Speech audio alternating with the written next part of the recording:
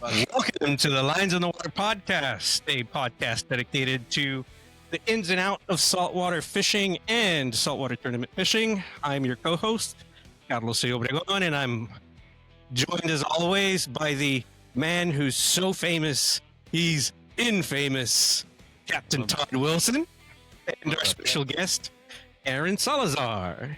Hey, how's it going? How's it going, guys? What's going on, buddy? Oh man, long time no see. What, a couple days? Yeah.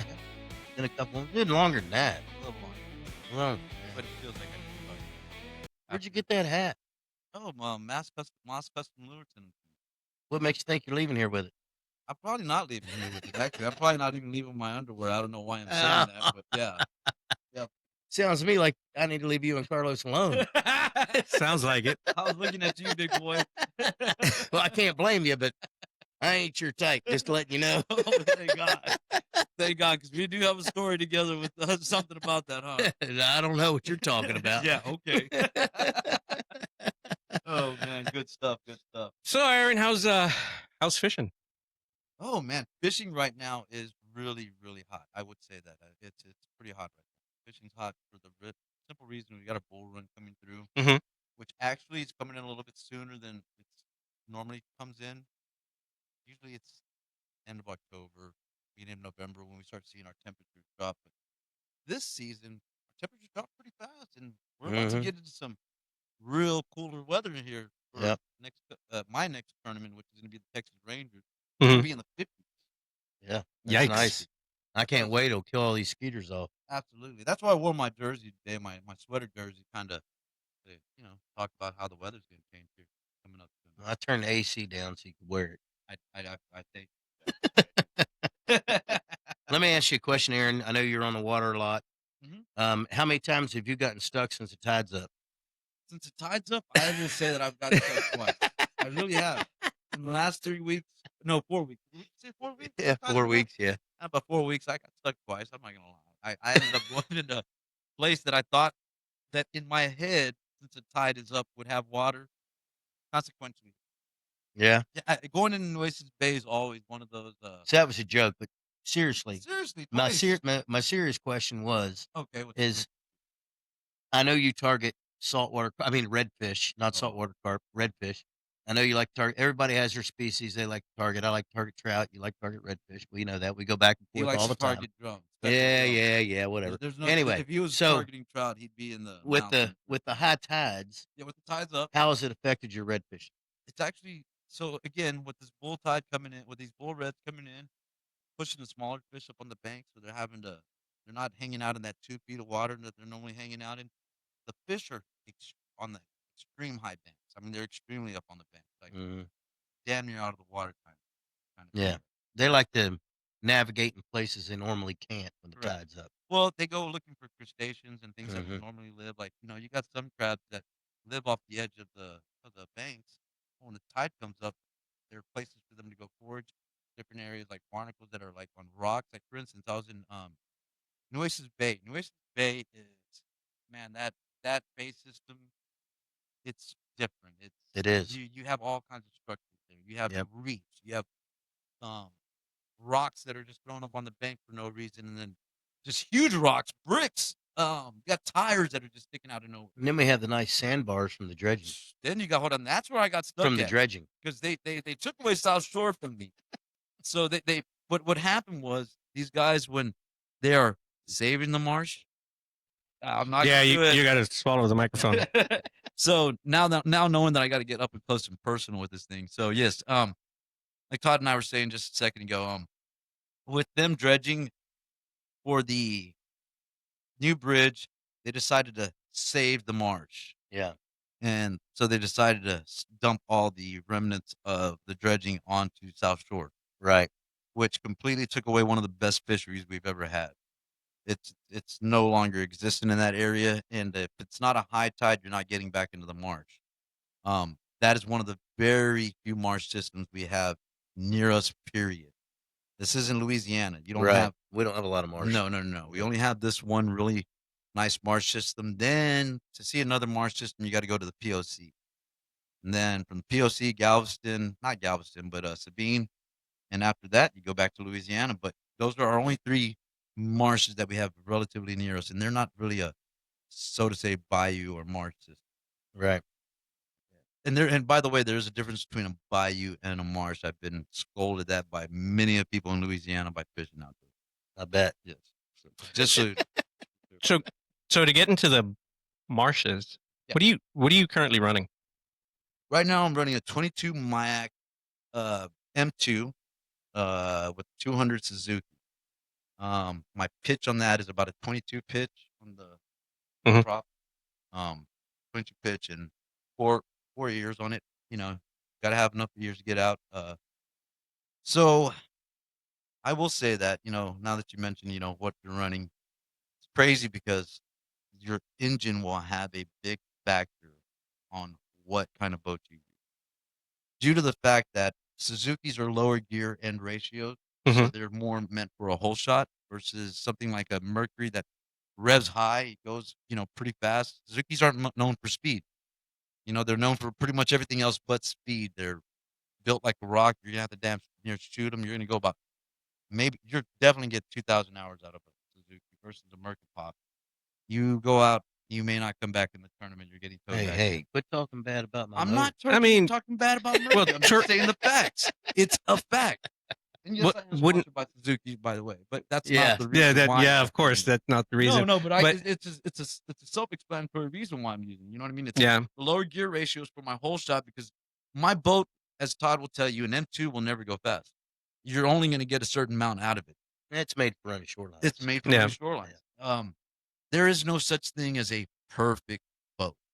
What Todd uses it for, his B-holes, that's what it's meant for. They want to get out there first. And they want to get on wade.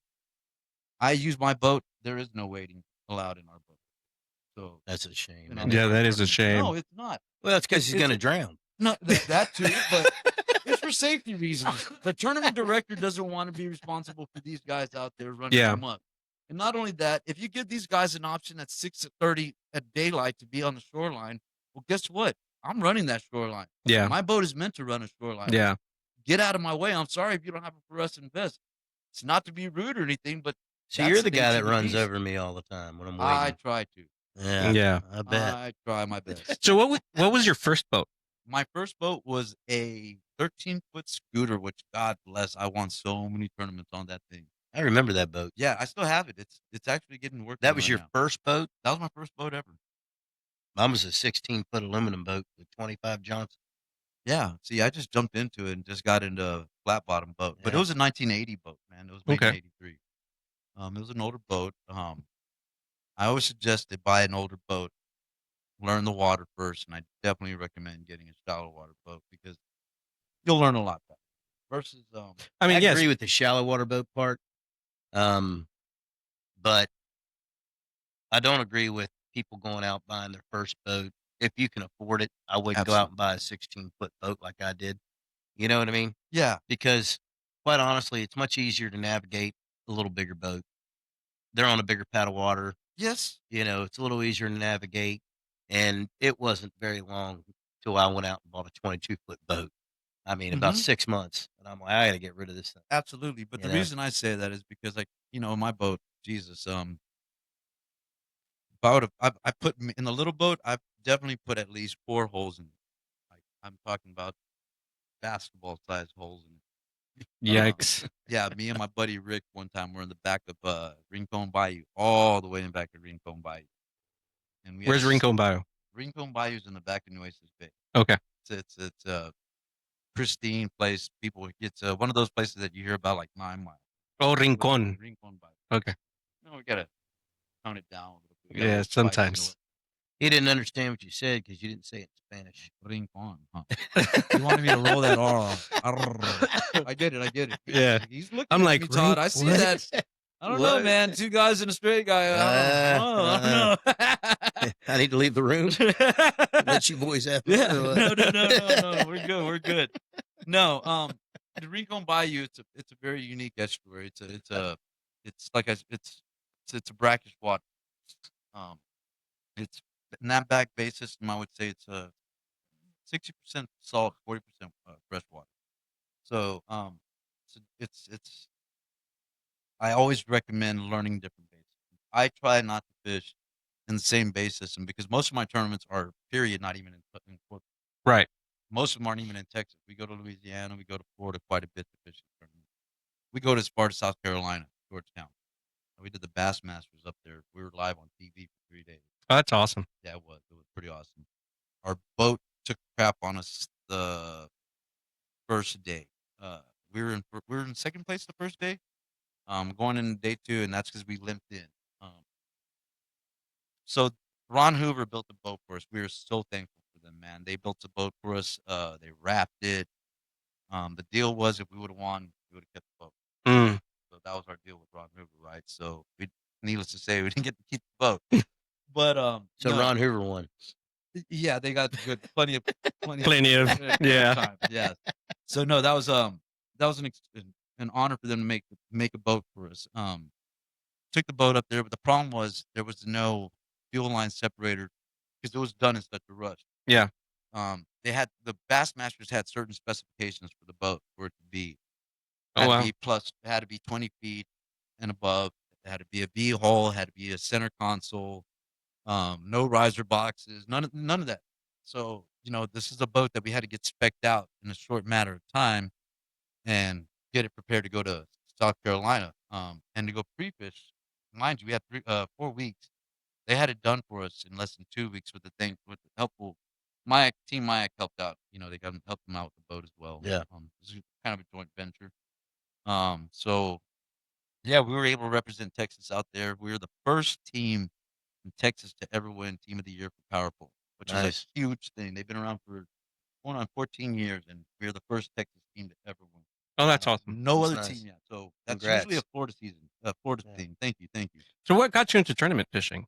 Ah, man, if you're good at something, get paid for it, right? Right. So, what happened was we would do these little side tournaments. We would do Todd's tournaments. We'd do all these auto nations, and my buddy Rick and his son, we'd either win first, second, third. We won a lot of tournaments. And then my sponsor, my main sponsor, South Texas Trolling Motors, they got an email from Power Pole if they had a team they wanted to send to the Power Pole.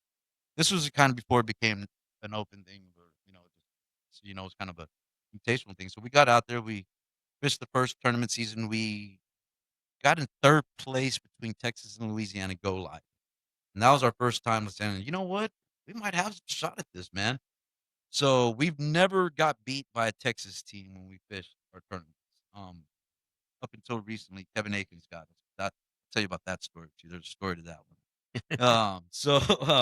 Put a hole in the boat. No, didn't put a hole in the boat that time. So she's that started off. I was like, man, well, you know what? We got a shot at this. So won that tournament, third place. Biggest red for the day for that tournament. So I fished a couple more tournaments, and we got invited to the championship. So we get to the championship. I'm preparing to go to the championship. My partner Rick Ojeda ends up not going. I end up going by myself, and I end up earning a lot of respect from a lot of guys in the school. First of all, my first time in Louisiana. Showed up by yourself. Showed up by myself. And I did all right. My first fish that I turned in on day 1 was a 10.5 slot red. And mind Wow. you, the slot in Louisiana is 18 to 27. It's not 28 inches. Yeah. Yeah. So 10.5 pounds my first fish. People were like, holy smokes. Big red. Donkey. Big red. I got out there. I had like 2 days to pre-fish it. Captain Chip Harmon took me out there. Fat Cat was kind of like one of the main first boat sponsors. They got me a boat. I took the stickers up there. So we took stickers up there. And John Hearn's a good guy. John Hearn's a good man. Yep. He's a hell of a man. Especially when it comes to tournaments, he has a heart for that. He really loves that. That's one of his hearts. So Fat Cat was one of the first people that stood behind me. Fat Cat with Chip Harmon. Chip Harmon took the boat out there for me. Nobody could help me. That was the only thing. Chip Harmon had a tournament going on the next month, so it was kind of behooving to him to go with me because he actually got to see where I was fishing at. So we went out there. Like I said, didn't place great, but again, got some numbers, met some guys. They're like, hey man, you ever come down this way, just fish, man. Hey, it's a hell of a thing for you to come by yourself. So, that happened. next season I came back. Me and my partner Ben Human, we decided to fish it, and it was a rough first year. It was weird. We did great in Texas. We got to Louisiana. You know, I hear everybody say it. Oh, just pull up to any bank and just catch. You'll catch fish. No. Man, we won a couple of tournaments, but not even turning in fish. So I got a question for you. Yeah. All right. Yeah. So part of this podcast, right? Mhm. When Carlos and I talked about it. Yep. Is there's a lot of people out there that are, I mean, they're good fishermen. They go out and catch fish on the weekend. They Absolutely. don't fish a lot. They've never fished a tournament. What is your advice to somebody who has never fished a tournament that wants to go fish one? What kind of advice do you have for them? Because you were there. Yeah. You had one time never fished a Oh, tournament. absolutely. I mean, one Right, of my so- first big ones was the first place in Big Red in your tournament. And again, that gave me the motivation. I think I got something right. You know, I fished against some good anglers in your Yeah. league. You know, Redfish Madness, I believe. Yeah, Yeah, it was Redfish Madness. Chase. Redfish Yeah. Chase. Yes, we had that big cup. One. Yeah. So you know that was, like I said, that was like one of my big motivations. Like I think I got a shot at this. So what I would say is discipline, discipline, discipline, discipline. Because what I mean by that is that time on that water doesn't matter what you're doing, but just having time on that water, you'll start seeing things that start 1 + 1 = 2. I'll tell you something recently that I went out yesterday. I was in the back slash. It's not even on my Bayou of Marsh because it's not 100% saltwater, but they do happen to have mangroves and et cetera and whatnot. So Wilson's Cut, good old Wilson's Cut. You know, the good thing about having your own podcast, Yum. you can drink cold Miller Lite while you're doing it. I like that. Hey, weren't we sponsored by Miller Lite at one point? Had cases in the Yeah, my refrigerator? tournament series. Yeah. Yeah, holy smokes, yeah. I remember those. Whew. Yeah, so going. We still are. Yeah. So what were we just saying? Man, you just completely ruined I my know. train of thought. We were talking about Wilson's advice. You Cut. said Yeah, so dedication. Wilson's Cut. One of the Wilson's new Cut. things that I've seen recently out there, by having time in the water, something I'd never seen. So 1 + 1 = 2. I've always known that that stingrays love to hang around after the redfish Mm-hmm. and catfish, Or vice versa. Well, it's usually it's not the chicken before the egg; it's the egg before the chicken. Okay, so it's going to be first. So why do stingrays like to hang out with redfish? Well, Or is it that redfish actually, like you know to what? follow You know what? I'm stingrays? going to have to swallow my words on Yeah, that. because you said it backwards. No. Go for it. No. I'm gonna. Right. It's neither way because the reason I say this is because normally 90% of the times I'm gonna say is because redfish will not sit there and chow down on something. They will bite and discard whatever is left. They're not gonna come back and just eat unless they're nose down, tailing and trying to get worms out of the ground. That's what they're doing. I don't know if you ever seen where I got a couple of videos where you see like nothing but pivots in the sand, little divots. Yeah.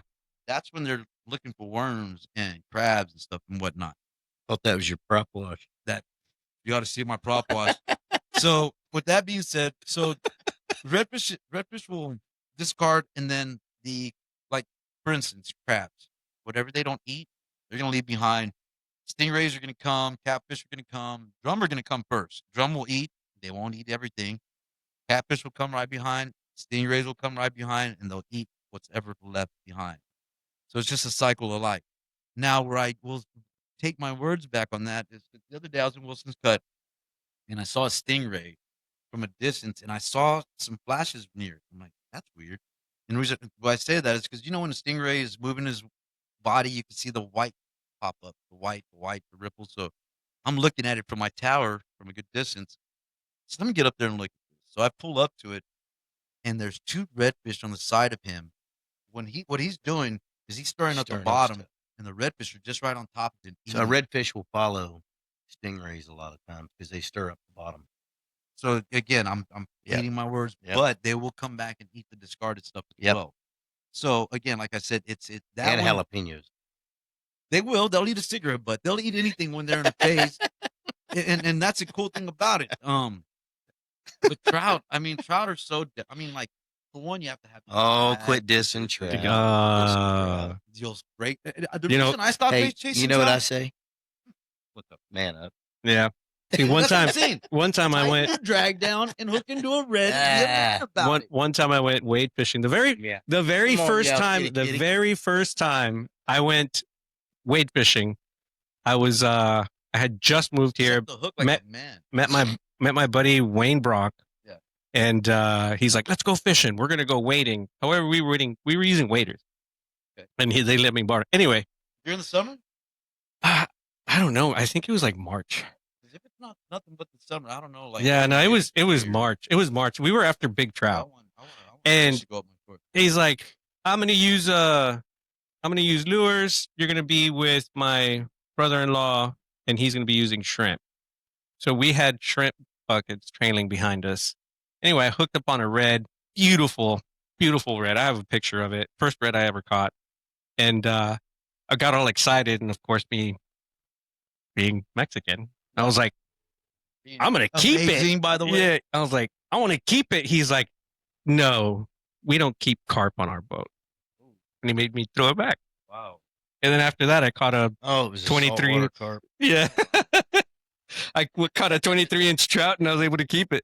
They make good Here's my ceviche. story on this, man. And it's not to diss trout or diss anything. The lifespan of a trout is 8 years. After that, he's dead. He won't grow. He's 8 years is what he's got.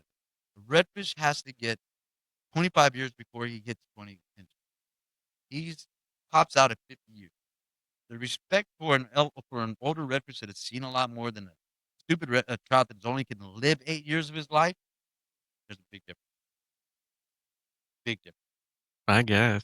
I mean, you have in my opinion, you have a so here's- shorter slot to catch I that. respect your theory. Yeah. Here's the thing: you can go anywhere other than the state, South Texas. I'll even go to that, and nobody cares about trout. The limit of trout in Louisiana is 12. It's because they don't have big And let me tell trout. you, 20. They'll let you keep 25 trout now in Louisiana. There's a limit of 3 redfish now in Louisiana.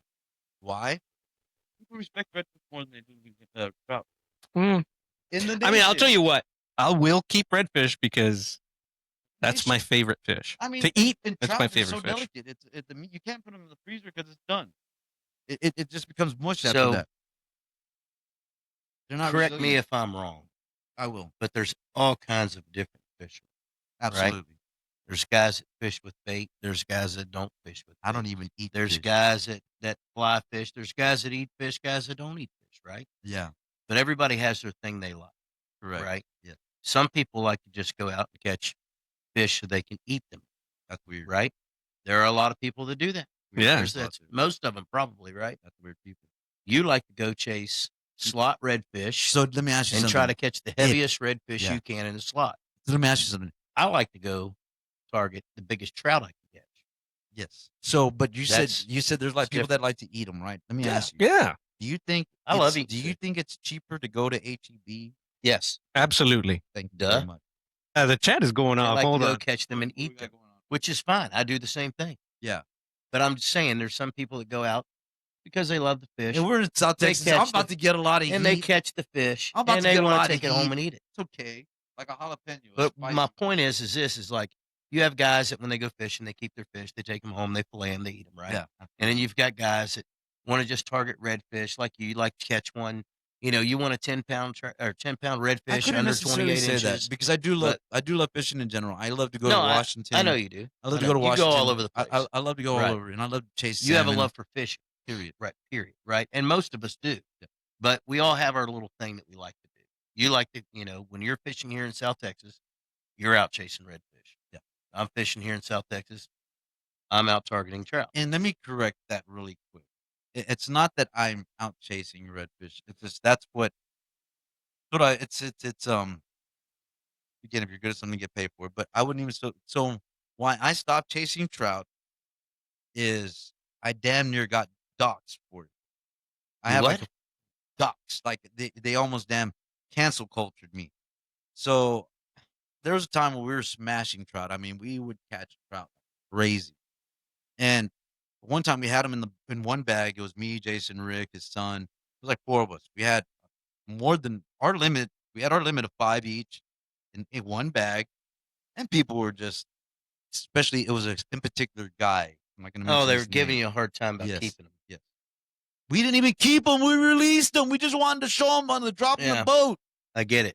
Yeah. So everyone's like, why are you killing the trout?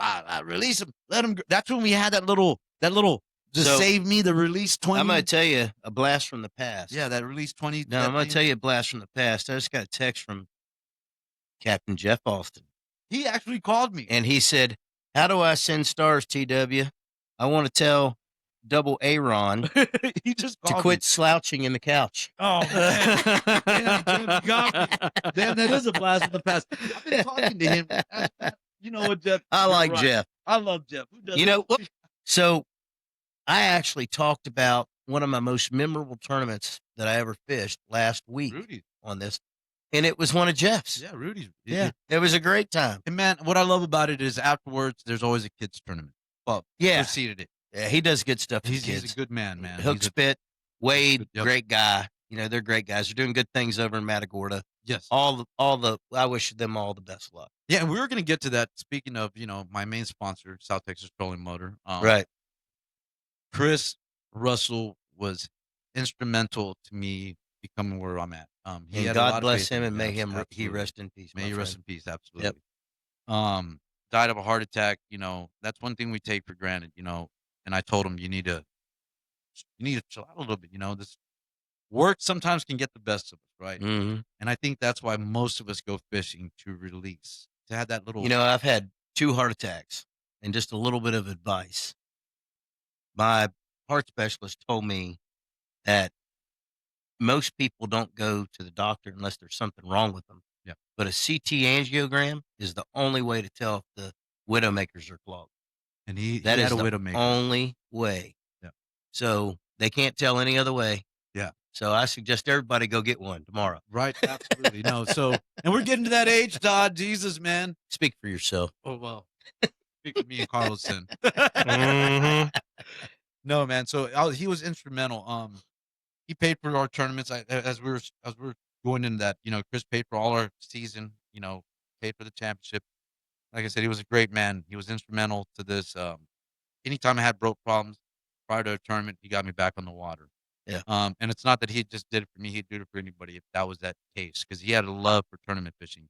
And now Jeff Austin is hosting a tournament in his name. That's awesome. Yep. So stay on the lookout for that one. It's got an official date. I know they changed it recently, so I need to look at it again. But that's going to be a big tournament. That's what's bringing Jeff Austin back into the world redfish series. Jeff Austin, I tell you right now, I know you're listening. Yes, sir, buddy. You need to get down here, get on this podcast, and advertise that tournament. Yep, absolutely. We'll definitely do that for you, buddy. All right, let's check the chat a little bit. Okay, go. How many bucks does it take to land a redfish? I would say a minimum of 11. Minimum. Yeah, I've 11. never seen anybody hook set a redfish like you in my life. Just so They you know. just don't know how to do it, right? I mean, like I said, if you're good at something, you get paid for it. I just didn't think you were quite strong enough to hook the first time. Right? So you gotta that's what I'm keep saying. going I again? get it in there. Yeah. So honestly, man, I'll give a little secret to that, right? It's not so much that I'm setting the hook. I got the first thing I do is I got my hook, my drag, obviously looses. It's all about the show, baby. It's all about the show. It's all about the show. That's what it is. But what I That's why learned, the camera's on. when I learned to do that, also though, I will say this: what this helps though, 'cause you won't see me doing that in a tournament. Hell no. Yeah, like if I hook a fish in a tournament, I got my drag all the way tight. I hook into him maybe 7 seconds and he's in the boat. I mean, I'm not playing with him, but no, I learned how to control fish fly fishing. And what I learned fly fishing in rivers is you can control a fish by turning the rod left and right, as you well know. I don't know if you do know, but when they get in Yeah. what you don't want a fish to do in a river is getting to the current stream. If he does that, it's game over. It's all him. Yep. So what you do, and when you're fly fishing, is you turn them left, you turn them right. You direct him, and people, why are you doing that? Well, I don't want him to go that way. You don't So I'll want him set going the to hook rippers, left. yeah. I'll set the hook right. But again, it's more for show. But the direction is not. That is 100% a fishing technique. Mhm. Fish will turn if the hook's on here and you hook it this way. He's not going to fight that. He's going to try to get out. So he's going to turn with it. So he has a way to spit it. What I will always say is always keep tension. As long as you got a little bit of tension, Got he is out, not yeah. coming out. Now if it's a tarpon and he starts flipping on you, rod straight. Just keep your rod straight, and he won't get out. There's different techniques. For Yeah. fish like salmon and tarpon, I will say, are pretty much the same. And how they roll, salmon roll in rivers like nothing. But I say salmon do have a vertical jump about 8 to 9 feet Wow. versus a tarpon about 3 to 4 feet, especially depending on the weight. Salmon, pound for pound, are the hardest fighting fish I've ever fought in my life.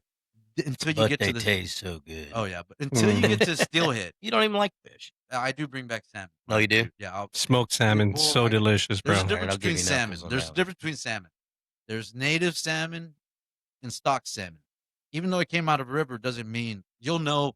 And so in Washington or in Oregon, they'll cut off the back fin on a stock trout, so you'll know it's stock. Right. So those are released. I want the ruby red salmon, the Yeah. vibrant pink. With that, the redder the meat is, that means that he's lived in the salt 3 or 4 years and came into the ocean. He's lived in the salt for, they call him what, a 3 or 4 years salt. They typically Yeah, because they grow up in saltwater and then they only come up to freshwater to breed. They go into the stream. They're born up the stream. They come maybe 30, 40 miles downstream, and then they'll go live in the salt for 3 or 4 years. Then they'll come upstream, fight miles up north. It's insane what they do, but it's an amazing fish, man. So if it's a stock salmon, I'll let it go. If it's a native salmon, he's coming home. Yeah, gotcha. So you don't eat fish, but what got you into fishing? It was a pastime to keep. It was a way to keep out of trouble. Mm-hmm. Very You don't say. No. What's his name? Oh man, Tony. that name came out too easy, right? It did, didn't it? I was thinking about the officer, Tony. You a big old son of a bitch, huh? No, yeah, no, it's something I did on my spare on time, and like I said, I knew I was good at it, so why not get paid for it, right? Mm-hmm. Okay. Man. So you grew up here in Corpus? Native, I am. Native. So, let's see. Man, you cut it really short. A lot of people go into like how they found it. I mean, what type of fishing did you start off with? Pier fishing. Mhm. Fishing on piers, that was huge for me. Okay, you know what? I'm so sorry. I need to go into detail about that. My grandmother would take me and my brother out fishing, and we would stay all night. I don't know if you've seen the old hunting gear that used to have the insulated overalls. Yeah. Mode. Uh-huh. I mean, we would have those on, and it would go cut through that like a knife. That's how cold it would get. We would ask her, hey, Emma, when are we going home? Just a minute.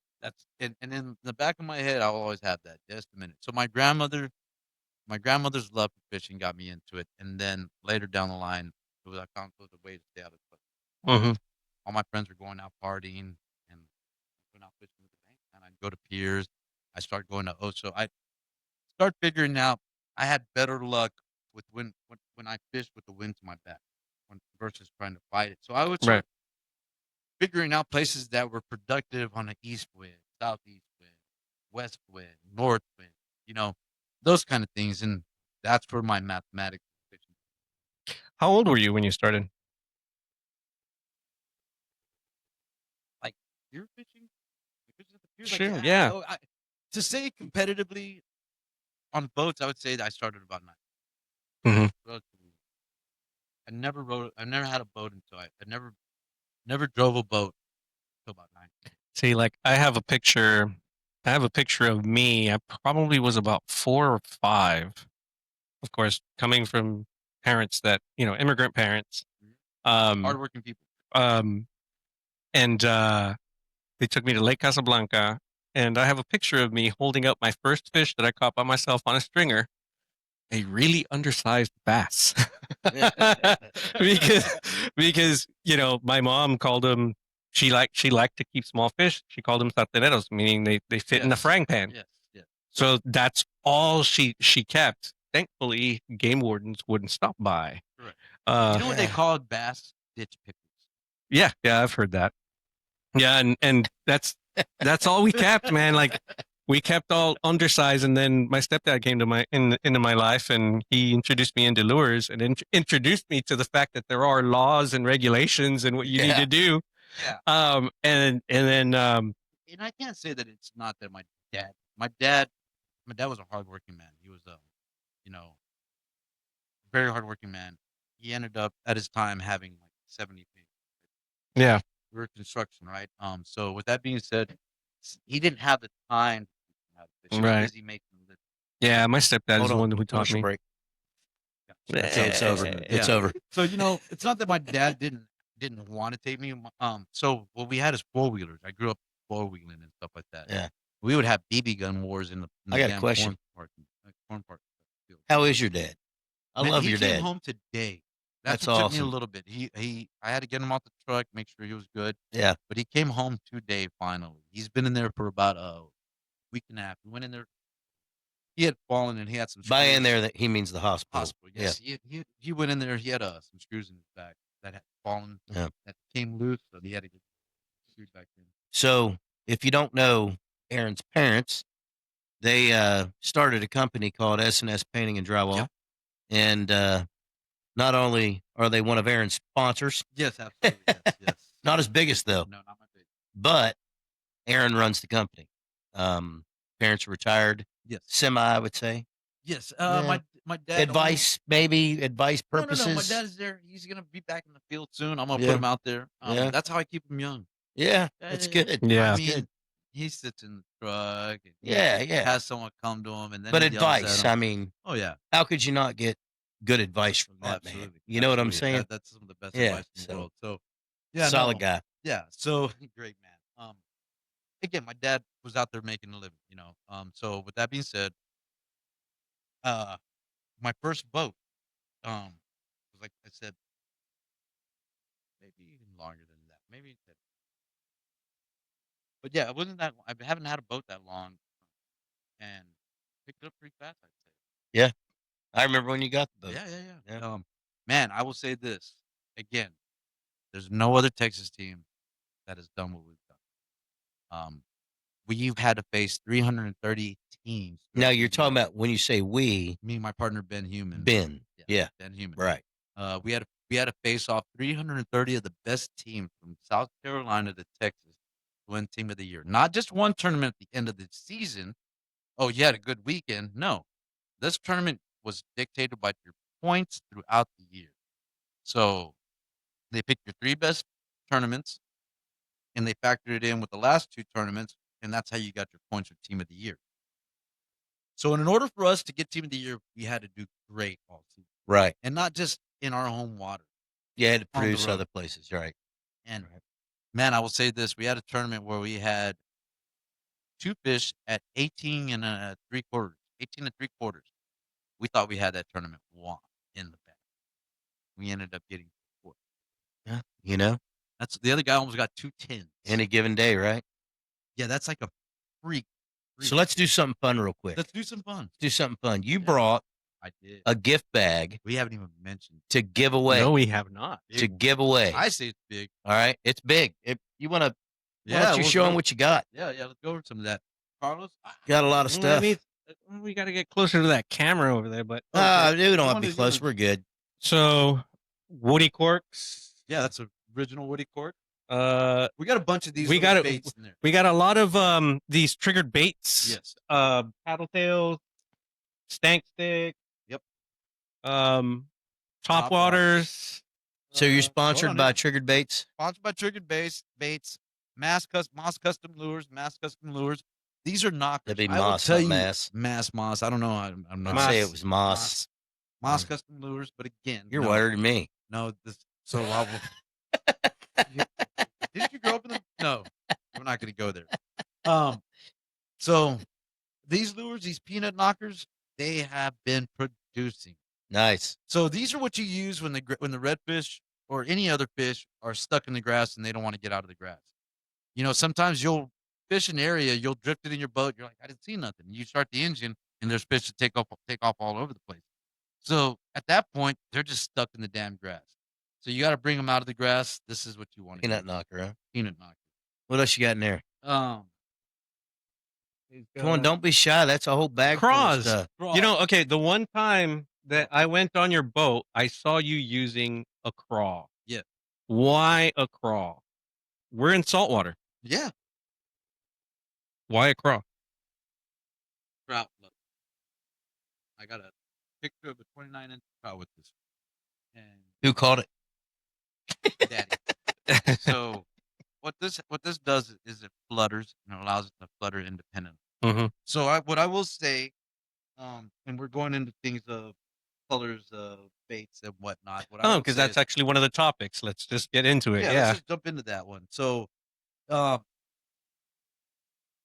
colors are for fishermen. Yeah.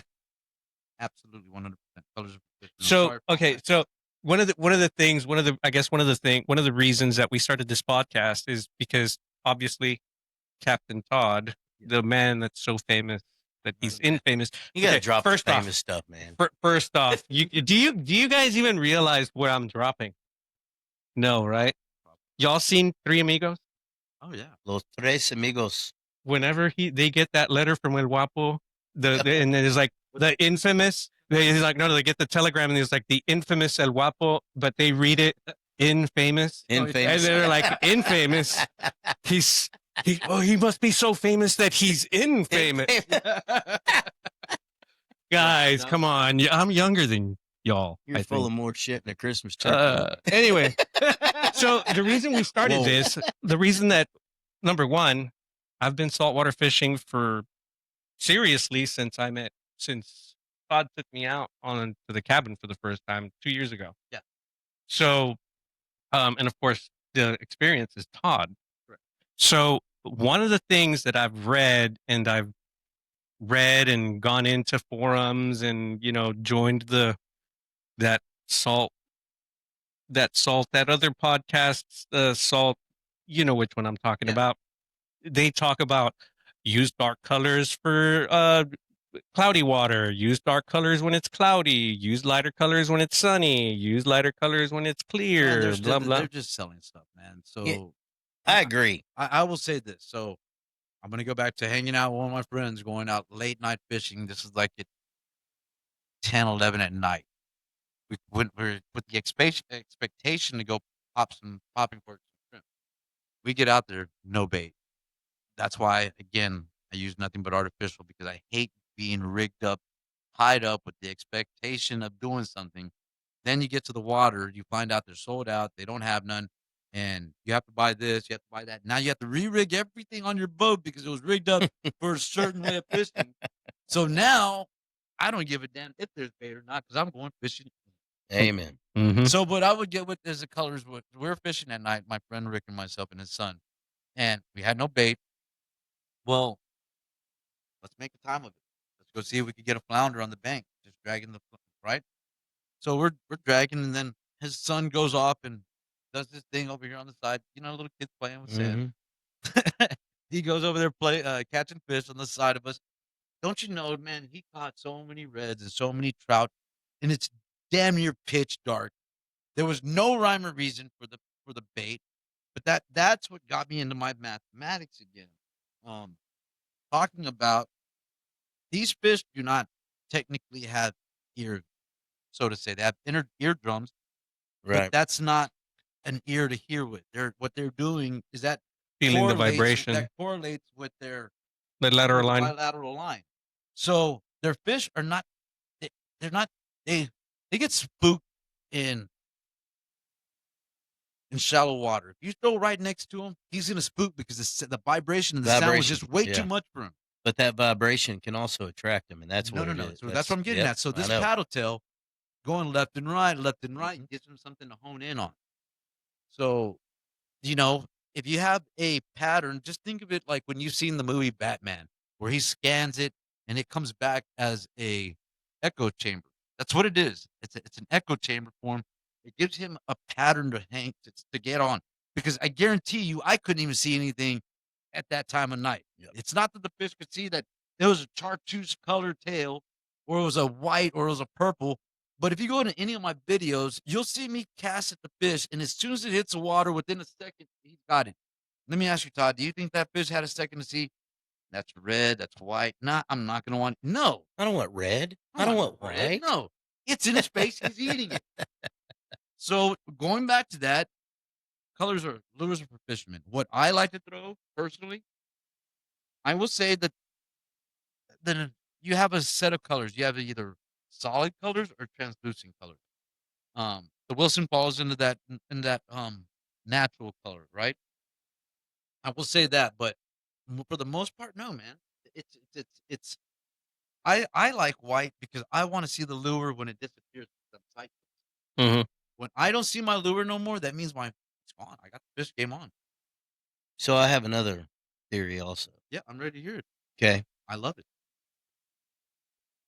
A lot of anglers have certain lures Mm-hmm.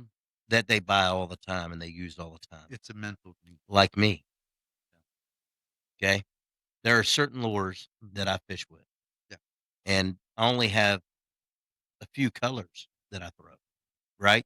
Yep. So a lot of it is lure confidence. And 100%. It is That's what your I meant. confidence Absolutely. in the lure. So if you fish with the same lures all the time, your confidence level gets way higher 100%. because you know what the action is. You know, you can slow down and what the flutter feels like, and you can speed up, and you can. So a lot of it's lure confidence. Those are good things to talk about here in a minute. Yeah. Speed and when to use speed in the winter or in the summer. And why does it Exactly. matter? Exactly. And why do you use heavier jig heads during the winter? And why do you use lighter jig heads during the winter versus the summer? Water depth, Water depth, column, and of how weight. fast the salinity, because the density of the salinity is. Here's what people don't realize. I know that almost every one of us took science in school, and Almost. I know that unless remember, you didn't go to school, unless which you I went to- skipped a lot. unless you were from West Virginia, unless you come from the back roads of West Virginia, Where you get the good education. So with that being said, no, in science, it teaches you what happens when a boiling pot of water, when you start heating up water, what happens? The water does what? It boils. It rises. Mhm. It rises, right? Yeah. And what happens when the water gets cold? Yeah. Mhm. Just like air. So what is happening is the molecules are bouncing off each other. And that's why it will fall faster during the summer versus the winter. The molecules are not as active during the winter, so you want a lighter ticket because it's going to fall fast. Mhm. Versus the friction that it has from the molecules bouncing left and right. See, fishing is a science. I hate when people say it's luck, luck, luck. No, I go out there and I make it happen because I know what I'm doing is followed by science. You know, it can be lucky. You can go to a spot, pull Well, in, hold on. and anchor up and throw out I bait love and my slaughter partner the Ben fish, Human. right? Me and my partner Ben Human just had to talk But about this. but what is the reason why you Well, hold on. caught those Check fish? this out. Check this out. So me and my partner Ben Human were having this conversation yesterday, which is quite funny. Define partner real quick. Ben Human. No, define partner. It can go both ways. Okay, all right. I just wanted Ben, don't listen to Todd. You already know. because I know you. No. Don't listen, man. No, I'm not worried about Ben, but I know you. So yeah, with that said, me and Ben were talking about this yesterday. We're talking about he's on how we like to either go through fish, and I was like, nah, Ben, don't you realize that when we fish, it's because we're not going through as many fish, but we're going through the right fish. You know what I mean? So we had that conversation. He's like, well, no, that only happens with you. I'm like, no, it's not just because it happens with me. It's because that's what that's what I want to find. I don't want to find a lot of fish. I want to find the right fish. Exactly. But don't get me wrong. We've done go lives where Ben and I, we've had tournaments where we've gone through 50, 60 fish in 6-7 hours. Yeah. We had a go live where he doesn't even let me get up on the tower because he's asking for another rod and he sees another fish. I mean, we've had those tournaments where, Sure. and sometimes it pans out, sometimes it doesn't, but it's the luck of the draw. But me personally, fishing. I'd rather find the right fish versus finding the right fish. That's just So, you've been on the water the last few days. I got a tournament coming up, so I got to start finding them. And I always get handicapped because I get a whole family on the boat, and then that puts 4 people fishing, and then I'm not allowed to fish. And I'm like, Yeah. Yeah. you take me out of Where- the equation, and I stuck. Where are you headed? This weekend? Yeah. I will tell you this right now. I'm gonna start. Can't I'm tell gonna, you. No, not for the tournament. I'm not gonna tell you. Real quick for the tournament. But what I will say, during the winter, you will start seeing me more and more in Nueces Bay. Could you tell me why, Todd? Why do you think I have to start going to the winter Nueces?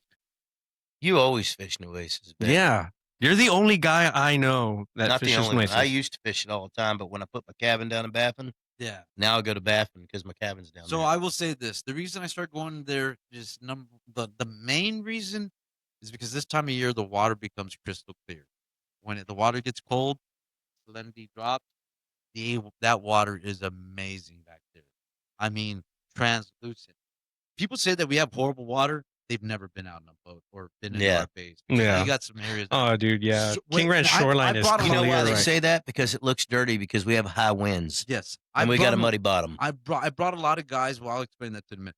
I brought a lot of guys from Florida, Corpus, and they're like, "Holy shit, this is cleaner than our water." I'm like, Yeah. yes. So okay, no, that's number one is clean water because the salinity gets lower. You don't have that muddy, murky water. That's number one. Number two, we have in the winter predominantly north winds.